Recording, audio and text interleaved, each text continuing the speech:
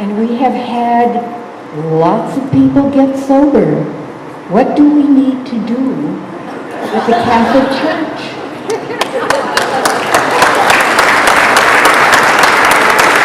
And frankly, I think every one of us should write a letter to the Cardinal, and I think we should write a letter to our pastors.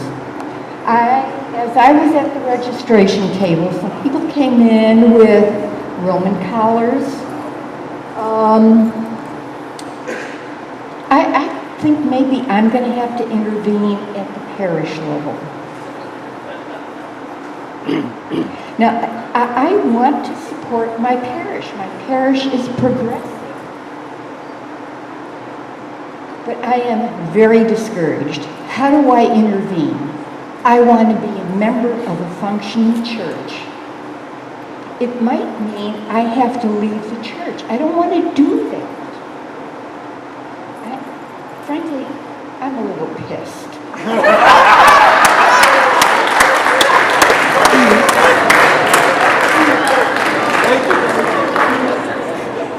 Please don't leave the church. We from the Priests Initiative are very often asked, leave the church. The conservatives tell us, and sometimes also bishops.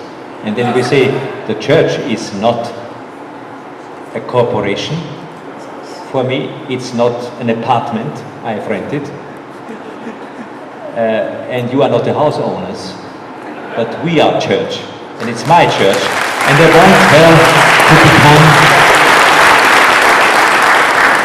want her to become changed.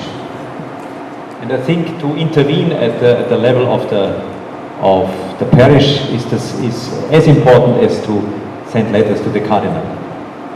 Somebody told me his impression is that when our church leaders are speaking about church and dialogue, for him it's similar to someone who is going to the psychotherapist. He's sitting down and says, we can speak about everything, but not about my mother.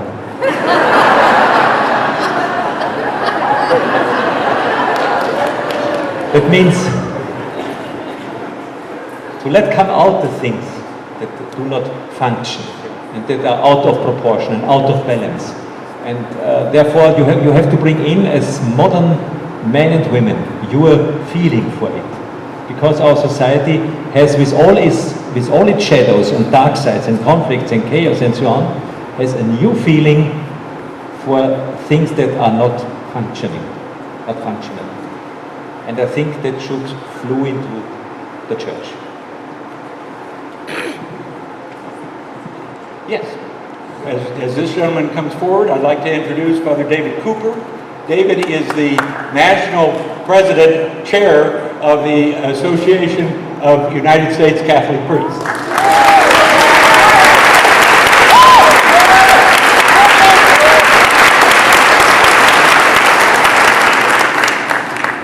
Thank you. I agree. Please don't leave the Catholic Church. 2 years ago, 27 very brave priests gathered almost right here in Mündeline at the seminary under the nose of the hierarchy. We were scared to death, I'll confess. We were so frightened that we could not even make it public what we were doing. We called it a retreat. And we entitled it, Whatever Happened at Vatican Council II. Because some of the brave 27 priests were even more frightened than I was. But we did it. We started. We're way behind the Austrians. Way behind. I will confess that. We have 1,000 members, maybe 1,050 members. We have many, many more frightened priests who, in some cases, have been ordered by their bishops not to join the association because we may at some time come into conflict with the bishops. Okay, we are fighting an uphill battle. In Austria, Father Helmut said 80% of the Catholics are behind those 430 priests. We are only 1% of the priests in the United States, and I have no idea how many people are behind us.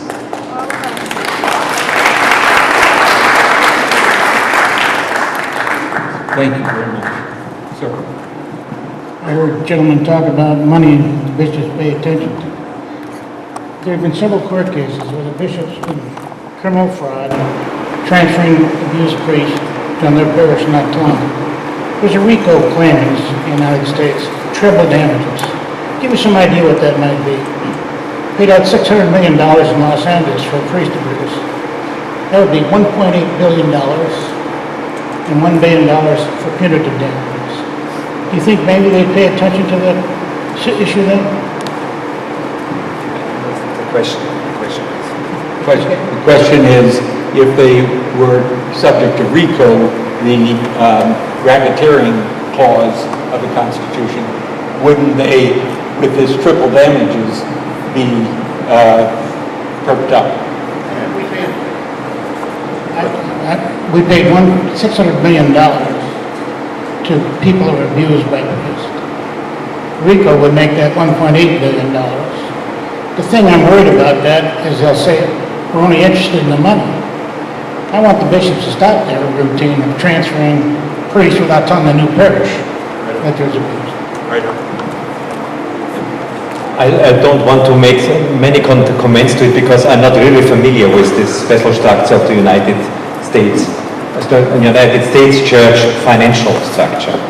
We have in Austria quite another situation. As you know, in Austria and in Germany, each Catholic is obliged to pay a special fee for his membership in church.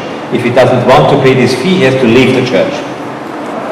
So now we are in a great problem because it's not possible to leave the church in a spiritual and theological point of view, because you are baptized and you are in this church. It's undestroyable, the grace of baptism. So we have a lot of people who have left the church. Practically, they are going to the office of the government and they say, I don't want to be anymore member of the Roman Catholic Church. Then for the government officially, this man, this woman are so-called without confession. And that causes a lot of problems because in the church is sanctioning them, because they were treated as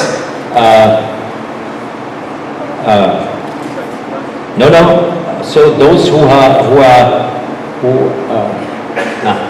what's the word for it? Heretics.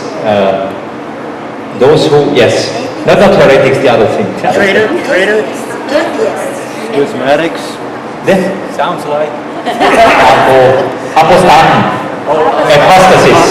Apostates. But they aren't, because they're believing in Jesus Christ, they're believing in the Holy Spirit. They are believing also in a common sense in the church, because sometimes they are attending church after leaving the church. Yes? So they are not apostates. Because, yes, so we have many problems with them. But in Germany, yes, in Austria, the church is collecting the money for itself, by itself. In Germany, the tax, the church fees are collected by the government. When they are collecting the taxes, their own taxes, and then they give the money to the bishops. Therefore, the German bishops have such a lot of money. Yes. The Austrians not, because the Austrians are going there. That means you can see that's quite another system.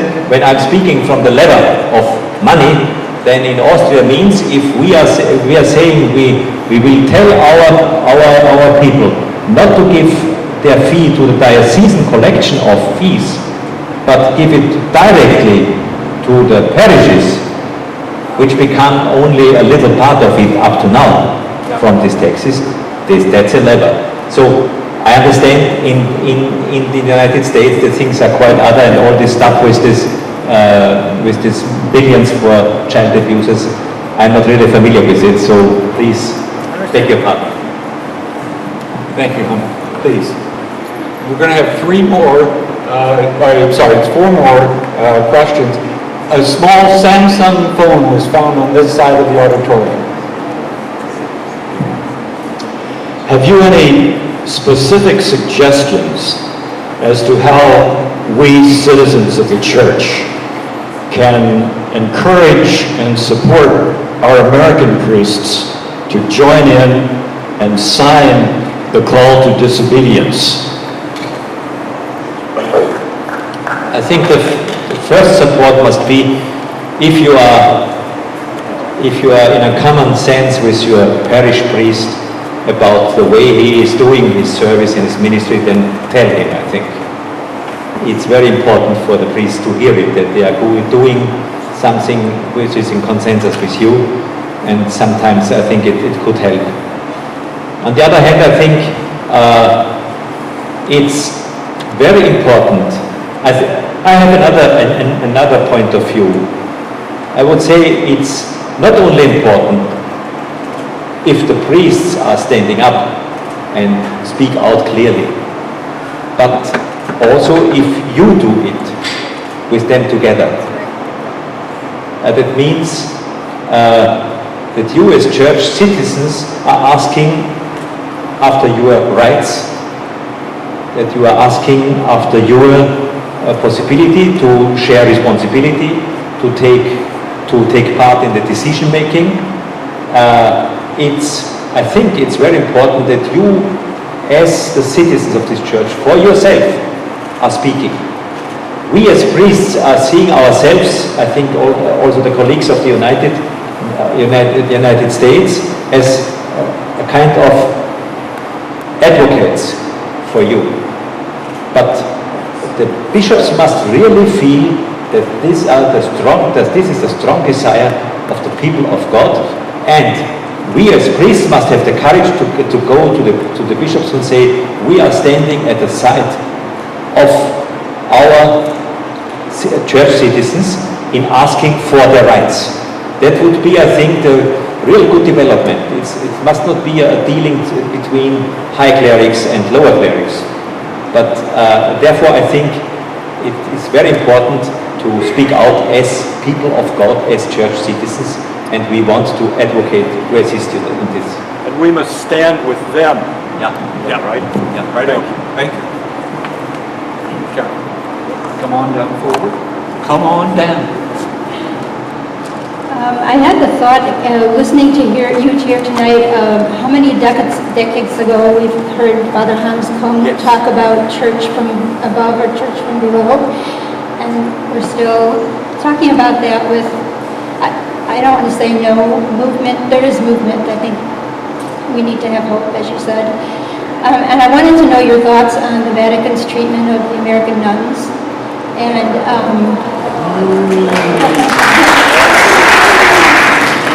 and also, why would you go all the way to Vienna and eat Italian?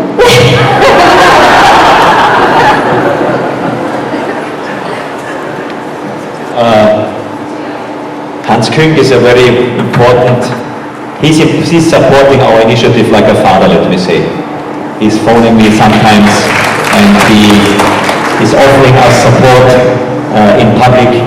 Our Austrian, also we are Austrians, and he is living in Switzerland and in Germany. So he told me that one very tragic mistake around the Second Vatican Council, or failure, was that there was not institutionalized a new governance of the worldwide church before the council was opened, because then happened was what had to happen. The new wine came into old, yes, wineskins. And we should have had this constitution, because then there would have been a control on the implementation of the Second Vatican Council. And this failure is now, it's done. We cannot do anything. We can only try to come to such a constitution for our church, for the control of those who are in power, for the control and the accountability about the implementation of this council. That's it, I think. Yes. Forgot him again. I have met Sister Pat Farrell at last April in Switzerland. Patty Farrell. Pat Farrell, Farrell or Farrell? Pat Farrell. And she told me the whole history. We knew already about the newspapers, about it. And I was really deeply impressed about the courage of these women. And I was a little bit disappointed, like some of you, by Pope Francis comment on it just at the beginning. I hope that was a classical problem of the beginning of a pontificate, and I think it's really shaming that maybe it could be a very shaming reason for it. There could be a very shaming reason for it. Maybe that someone has misused these first days of his pontificate for this matter, and therefore I hope he will come again to this issue in quite another way, and to have an approach, to a new approach, a fresh approach to that question and to that conflict. And I think these nuns in the United States especially they do a service and they do a ministry which should be supported by the bishops, because it would be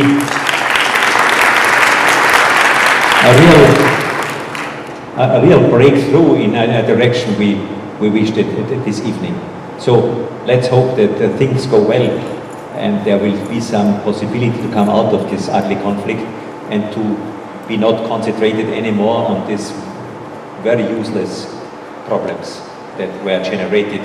And we had an interesting meeting between Pat and nuns of Europe in Switzerland, of Austria, most of them of Switzerland, some of them of Germany. And it was interesting to see how the sisters of the sisters are also, in the moment, up to now, a little bit afraid. They are really good women, and they are doing their ministry, but this courage to come out and to speak clearly and to be engaged also in very conflictive issues that we are lacking in Europe up to now a little bit. That means our sisters in Austria and Germany need also much support, very much support to do it like your nuns here in Austria. I met one nun on the bus. It was in Boston. There was a sister. She came freshly from her ministry, and it was a very, very fresh discussion about this very interesting approach to be in society and to speak to the people, like Gaudium et Spes told us. This society is not a bad one. It is one which is waiting for the gospel of Jesus and for the spirit of this gospel and for the hope that's coming out of this gospel, and to deliver it to the people on the street. And she told me that it's very interesting when the people are coming around the bus and they are coming to the sisters with their questions and with their desires. Must be a very, very refreshing ministry, I think. We should try in Austria priests on the bus or something. When I will return, I will propose it to my friends. Should we buy a bus and be on the bus like the nuns in the United States? Maybe. We are grateful that you think the bishops might come around and support the nuns. If they do, they will have joined the thousands of citizens throughout the country who stood up last year for the nuns and will stand up again. Please continue your leadership. Thank you, Father. That was very inspiring. I want to affirm both of you in what you are doing or trying to do. We are a church that's 2,000 years old as an institution. We have had lots and lots of times of upheaval. A little over 50 years ago, we switched things around. Do you think that what we are experiencing now is a reaction to switching things around? We're kind of like almost in the adolescent stage, if you would, or the puberty stage of the Second Vatican Council. And I see so much hope in where we are going as the people of God. I'd like to know what your thoughts are, and what do you see 400 years from now and 500 years from now? What are people here going to be saying about us 500 years ago? Well, I really think that a lot of the problems we have now are the problems of being shocked by the reality when we begin to start our way into the society. It was a very fine view, a very fine perspective. The bishops went home after the council, but then when we started to realize, or when the Catholics and the priests started to realize, they found the situation that there are a lot of problems for us, because the church has blockaded for centuries against questions which are on the table. And the society is not welcoming us like with hallelujahs and with transparence, because a part of the society has lost its confidence in church and its hope in church already. So we must win it back, this confidence and this hope. And it's clear that to be outside of the fortress the church has been until the Second Vatican Council, there is quite another atmosphere than inside the fortress. You know, the First Vatican Council was the council from 1869 to 1870. The Pope was presiding a council, and at the same time he was in war for his church state in Italy. The soldiers fought for his church state. And as he lost his church state, some bishops tried to give him some compensation for it. That means not to be an emperor of an emperor on the earth, but to be a new emperor of this church. And therefore this dogma for infallibility and all these things. And the church tried to survive as a fortress. And now we are going out of this fortress, and we are realizing and approaching all these problems for whom we didn't have interest before. And it is not easy to answer, to find real answers to these questions, and to find a good way to be church in this time. But we have in Europe and in Northern America, I think we have started, especially at the base of the church. Pope Benedict XVI told us, and he said this to many people and to many priests in the world, look at the Church of Africa, a conservative, flourishing church. When you look really exactly, and this look is sharpened by the contacts with priests of Africa, with us, because they tell us, don't think in that way. Our societies are also developing. Our societies will be at the same point in 10 or 20 years. So think not, told me one African bishop, think not of the Church of Europe and USA, etc., Northern America, as of the sick part of the church, but he dared to say, of somewhat like a future lab. What will come to us in Africa and Asia in 10 or 20 years. You are experimenting, you are experiencing the things, and it's a very hard job that's doing this church in Europe and Northern America. for the whole church. It's not the sick part, but it's the first part directly involved in the modern society. And therefore I think we should also think about ourselves the other way around. We should not believe so quickly that we are the poor church, poor in spirituality. We are the sick part of the church. Faith is not so enthusiastic like in the other parts, of the church. Be cautious. This priest told me, this African priest told me. He sees us as the future lab, where we are experiencing very precious experiences for our whole church. And as I told you, the church citizens, we are all part of this society and part of this church. So each of us has to come clear with this need for finding a combination between being part of this society and being part of this church as a believer in Jesus Christ. And our final question comes from Christine Kerr. Hi there. Thanks for coming to speak with us tonight. It's very interesting.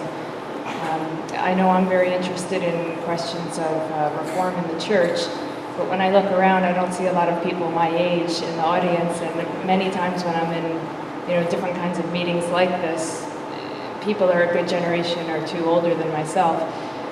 So I don't see too many young families or people that would be carrying on these kind of concerns in the future, and I also don't see any Hispanic or Latino men and women, and for us in America, that's kind of the future. We say it's more or less the future of our church here. So I guess I just wanted you to address that, and I'd be very interested to know in your national tour what kind of people are coming to hear you speak, and then also what that means for the future of reform movements in the church. Thank you.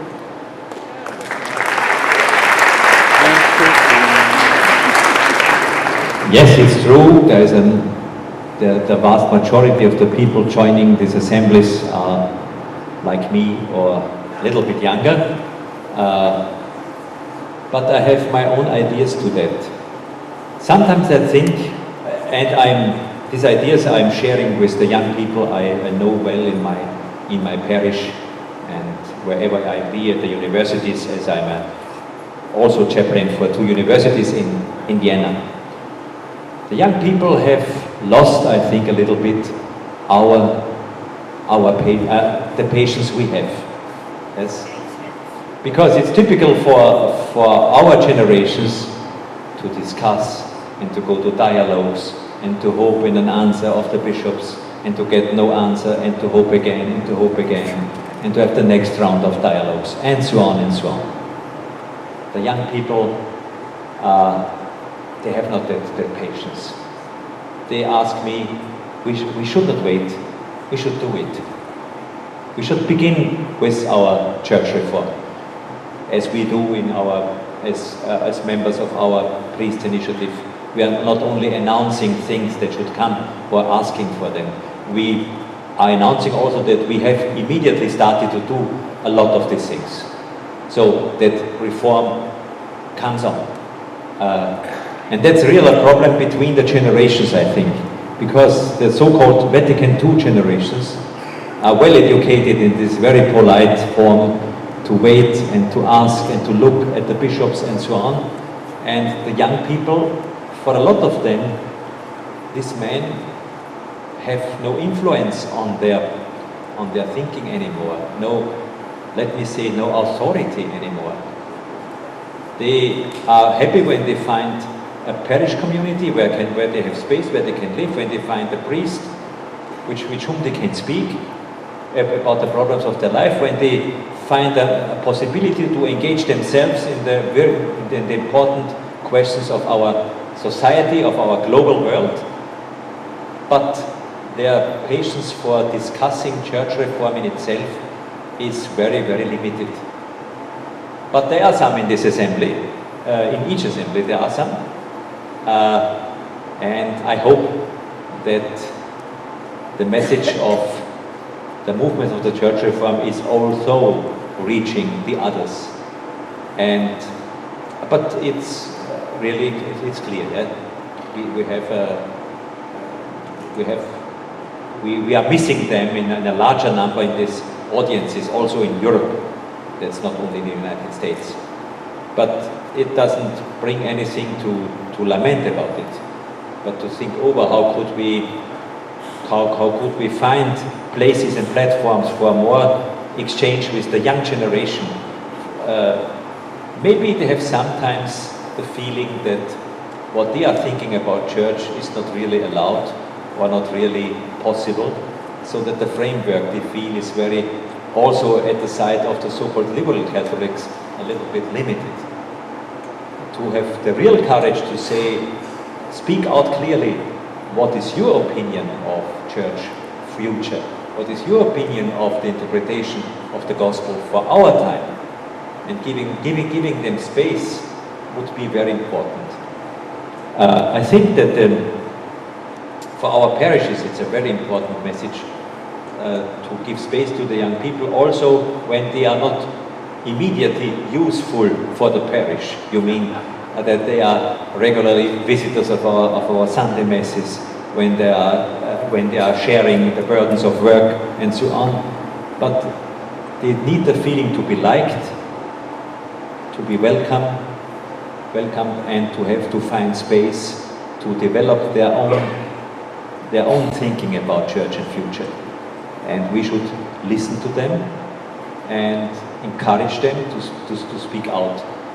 A lot of these young people who are now gathered in Brazil around Pope Francis, yes, I know this type of young people. Some of them whom I know are there, but they have a very complex thinking. They are enjoying this big community in faith and in international, and when they come home, a lot of them want to discuss their problems with us. So there's no discussion with the Pope, but with the parish priest at home.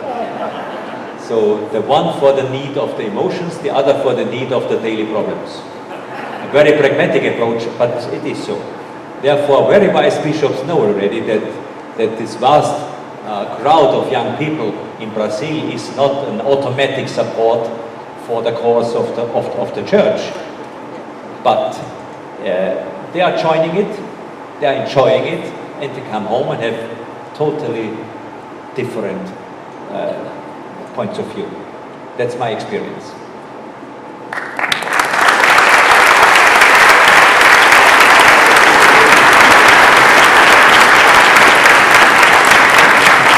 Thank you, Helmut. A wonderful evening. We're going to sing a final song, but before we do, a little commercial break from our sponsors. The conference in Milwaukee this year, Memphis next year, is wonderful. And those who've been there, how many people in this assembly have been to a national conference of call to action? All right.